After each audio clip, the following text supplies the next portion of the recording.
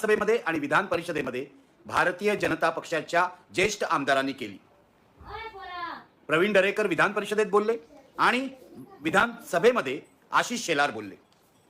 ताबडतोब भारतीय जनता पक्षाचे गुलाम असलेल्या विधानसभेच्या अध्यक्षांनी ही मागणी मान्य केली आणि जरांगे पाटलांच्या एसआयटी चौकशीची घोषणाही केली। इतर कुठचीही घोषणा करायला सरकारला किमान 24 तास लागतात, किमान 10 दिवस लागतात, 10 महिने लागतात, अनेक वर्षही जाऊ शकतात। पण ही घोषणा जरांगे पाटलांच्या एसआयटी चौकशीची घोषणा मात्र सरकारने ताबडतोब केली। मला याचा अर्थ असा लागतो की ही शिंदे, फडणवीस आणि अजित पवार यांच्या तिघाडी सरकारची दडपशाही आहे। जरांगे पाटलांचं आंदोलन मोडून काढायला, त्यांचा आत्मविश्वास खच्ची करायला आणि महाराष्ट्रभरचा जो मराठा समाज जरांगे पाटलांबद्दल सहानुभूती बाळगून आहे त्याचा अपमान करायला केलेली ही